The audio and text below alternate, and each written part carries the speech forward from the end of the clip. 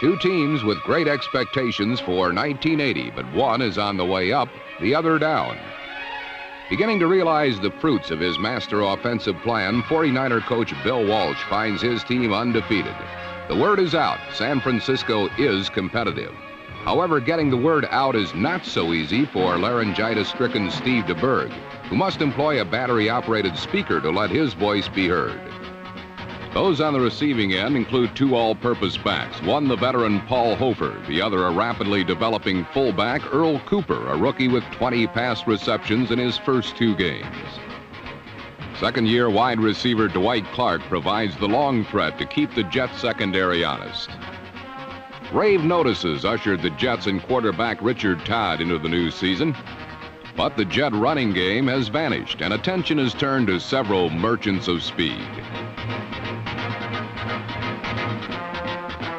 Wesley Walker has returned to team with rookie Johnny Lamb Jones to form the fastest tandem of receivers in the league.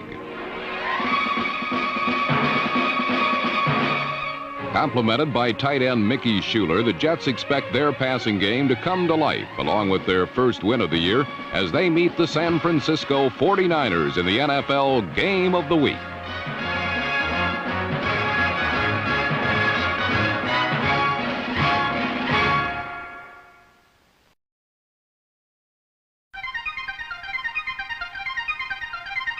Two weeks into the season, San Francisco finds itself in an unusual position as winners for the first time in years.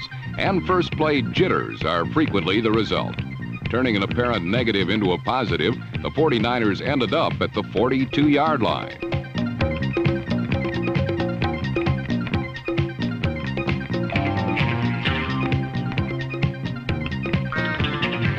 On the opening play from scrimmage, quarterback Steve DeBerg carried out expected strategy with a short outlet pass to Paul Hofer, number 36. Hofer expected to sidestep Jet tackle Marty Lyons. What he didn't expect was Lyons' method of stopping him.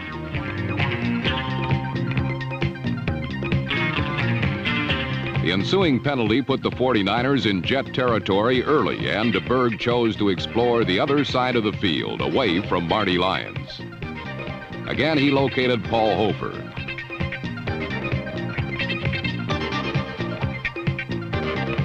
Tight end Charlie Young then took DeBerg's third pass to the end zone for the game's initial score.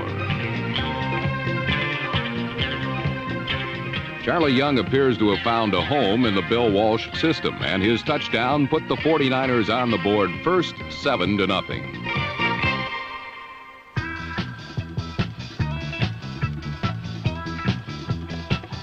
A year ago, the Jets had the most potent running game in the league.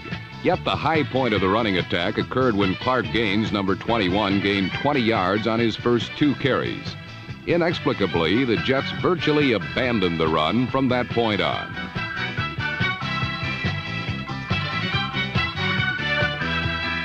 Expected to go long often, 49er linebackers and cornerbacks paid particular attention to Lamb Jones, number 80. It paid off as number 46 Melvin Morgan and number 22 Dwight Hicks aborted Todd's early efforts to go deep.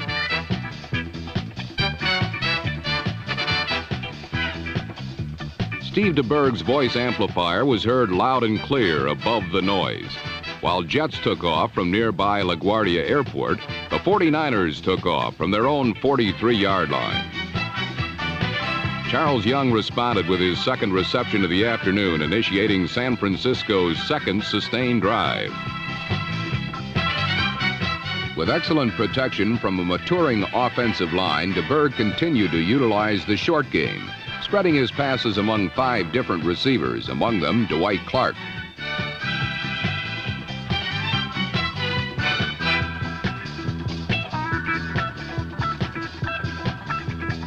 Paul Hofer, quickly becoming the game's busiest back, ran and caught his way to over 100 first-half yards.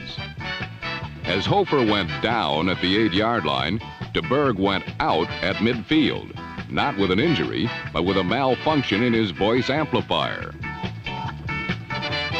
Enter backup quarterback Joe Montana, number 16. Instructed to score, Montana obliged. His offensive line went one way, he went the other. 76 yards in 15 plays, 14-0 San Francisco. 14 points down, the Jets ran 5 consecutive pass plays. Clark Gaines' 8 first-half receptions may have been extended if not for several miscues.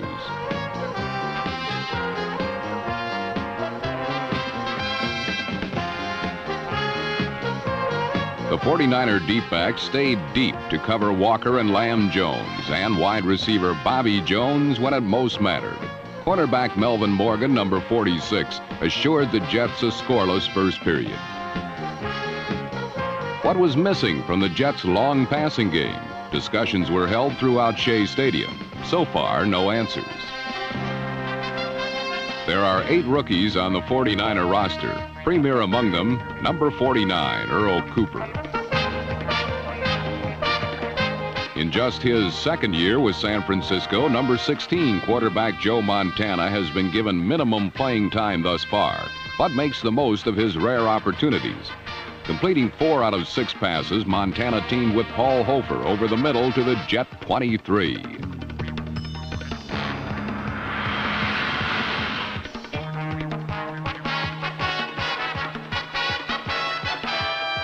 While DeBerg was outfitted in the latest electronic equipment, Joe Montana had this drive all to himself. The Jets did not blitz all afternoon, dropping their linebackers into a holding pattern behind the line of scrimmage. With little pressure on Montana, he looked toward the end zone and number 87, Dwight Clark. Clark's touchdown earned San Francisco a 3-touchdown lead and had the 49ers heads in the air. Clark simply brought the situation into perspective and down to earth.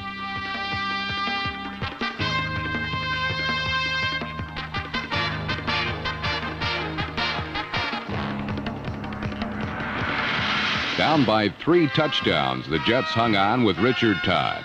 Todd's powerful arm, primed to locate receivers long, found instead running back short over the middle. Clark Gaines rolled up 64 yards receiving in the first half, and as a New Yorker, hardly expected to be mugged by an out-of-towner.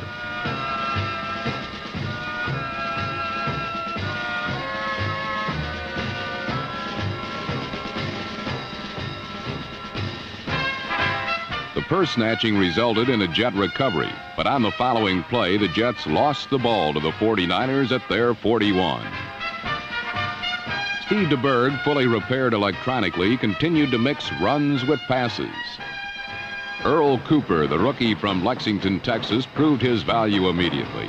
A 6'2", 227-pound fullback, Cooper led the Southwest Conference in receptions last year and added 536 yards on the ground. His size and fluid style are a natural match for the Bill Walsh system.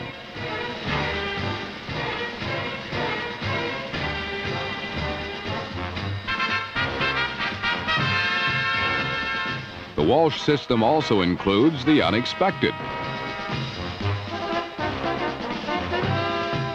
The flea flicker to Paul Hofer put the ball at the New York 13, but at this point, the suddenly aggressive Jet defense held, allowing Ray Wersching the opportunity to air out his toe.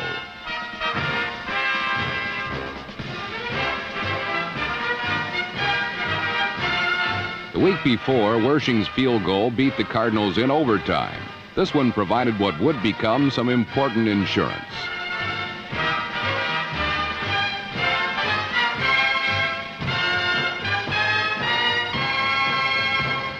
"24 points down, the Jets were forced to play catch-up in a hurry, but running the ball did not do the trick.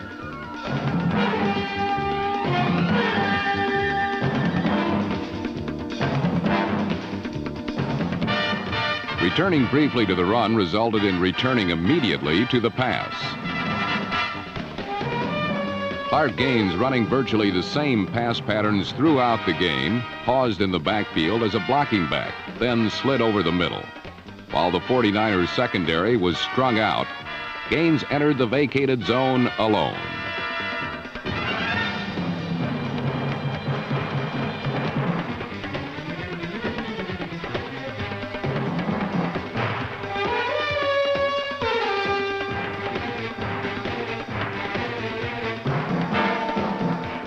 While Gaines' receptions did not result in big gainers, Wesley Walker's first catch of the year did, and got the Jets a last-minute chance to score.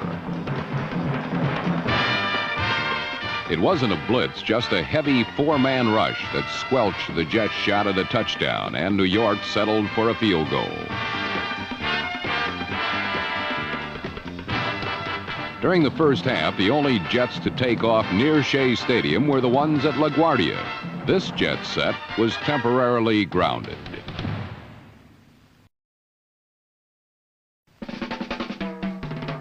The last two NFL seasons have produced a number of ups and downs for the New York Jets. 1980 was thought to be the end of the roller coaster ride, and it may well be. Unfortunately for New York, the Downs have forged a strong lead. With the help of rookie Earl Cooper's latest all-purpose act, the 49ers sprinted to a 24-3 halftime lead, placing the comeback burden heavily on Richard Todd's shoulders.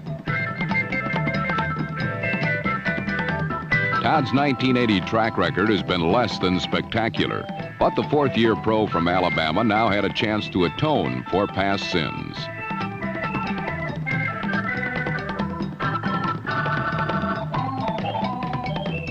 A poor first-half performance had Todd and the Jets with their backs to the wall.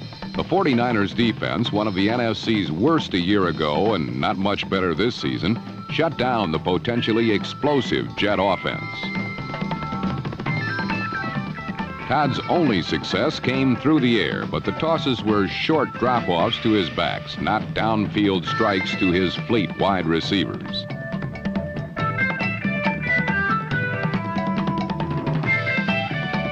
The pattern continued in the second half. Todd willingly settled for the short yardage pass to backs like Clark Gaines and Kevin Long, number 33, only sparingly throwing in a quick out to an outside threat like Bobby Jones, number 89.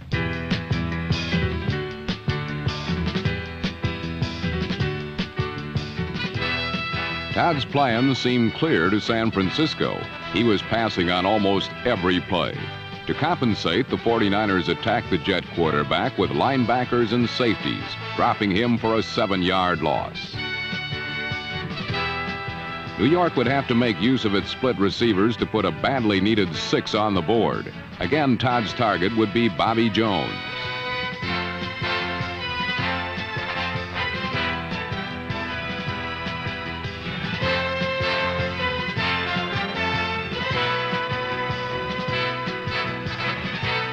The officials ruled that the ball touched the ground before Jones came up with it, making it an incomplete pass. The Jets were forced to end their 11-play drive with a field goal, doing little damage to San Francisco's overwhelming position. The 49ers picked up where they left off in the first half. Utilizing perhaps the NFL's finest all-purpose backfield in number 49 Earl Cooper and Paul Hofer, number 36, San Francisco attacked the Jets' defense on the outside, exposing a weakness that has plagued New York since last year: poor secondary play. The Jets' Achilles heel became even more visible 3 plays later when Joe Montana found Dwight Clark alone at the goal line for the duo's second touchdown of the game.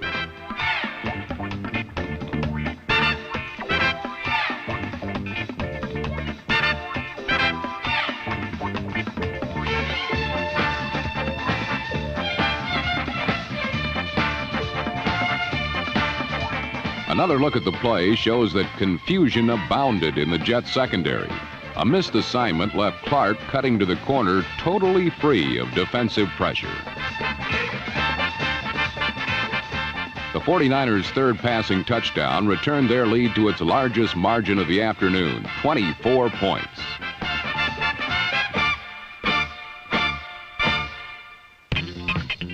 In 1979, playing linebacker for the 49ers was a difficult task. Just ask Willie Harper. A porous secondary forced San Francisco's linebackers to be overly conscious of the pass. Richard Todd sought to exploit this potential problem. With 49er linebackers dropping deep to compensate, Todd went underneath the coverage, throwing primarily to his running backs. Todd made such extensive use of his backfield in the passing game that number 21 Clark Gaines broke the NFL record for most receptions by a back in a game with 17, and he came within one of the overall record.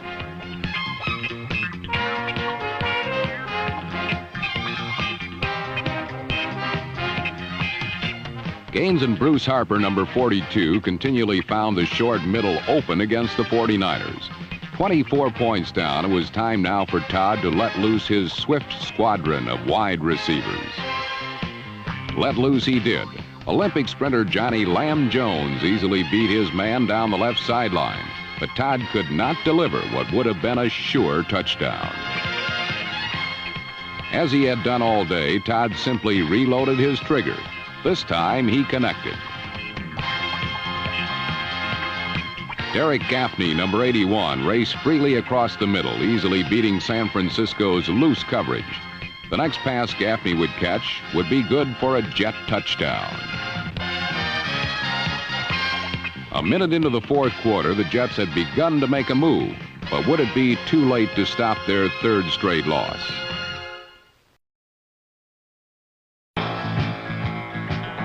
New York's offensive line, one of the league's best. In 1979, they led the Jets to the NFL team rushing title. This year, their role has reversed. They have become basically a pass-blocking unit as New York has gone from a running team to a passing team. The only drawback to this fundamental offensive change has been the play of the Jets quarterback, Richard Todd. Todd has not yet emerged as a consistent pro. This game was ample proof. With New York gathering momentum for a comeback bid, Todd short-circuited this charge by throwing the game's only interception.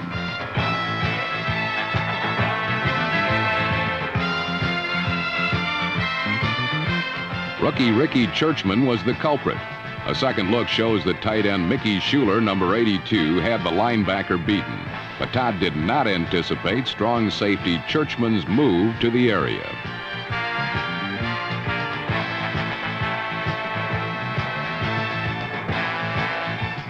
The 49ers now had an opportunity to put the game away permanently. Bill Walsh's sophisticated offensive machinery would make the most of the situation. The 49ers' number 1 quarterback, Steve DeBerg, was back, but it was Earl Cooper, number 49, who ignited the offensive charge. DeBerg would then take over. Executing brilliantly a rare fake tight end reverse, DeBerg found Freddie Solomon in the end zone for 6 more 49er points. Solomon fought off pass interference against Jets corner Donald Dykes, and San Francisco now had an insurmountable 37-13 lead.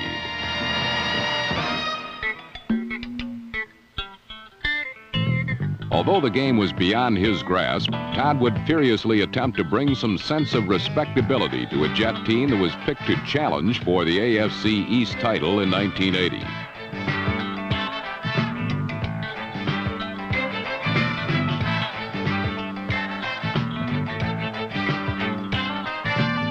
Seen as the cornerstone of an exciting and explosive Jet offense that would also feature sprinters Wesley Walker and Lamb Jones, Todd has not yet been able to take advantage of their talents.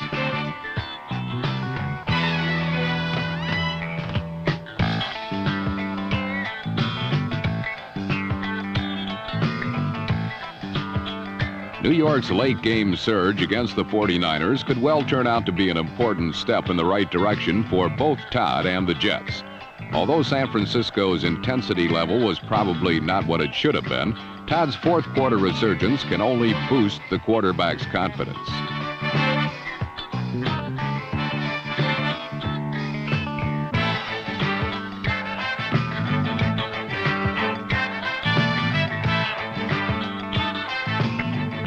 But if the Jets are to make a serious bid for a division title or even a wild card berth this season, their offense must become more wide open.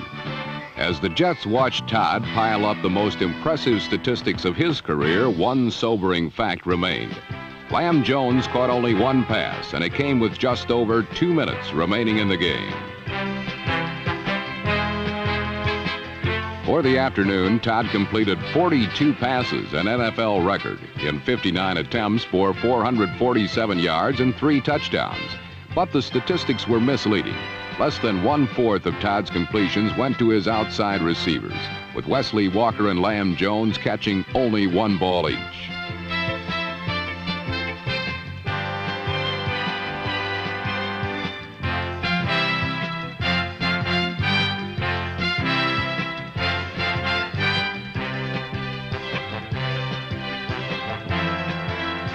This jet touchdown to number 84, Paul Darby, brought the final score to 37-27, and it gave New York a measure of respectability.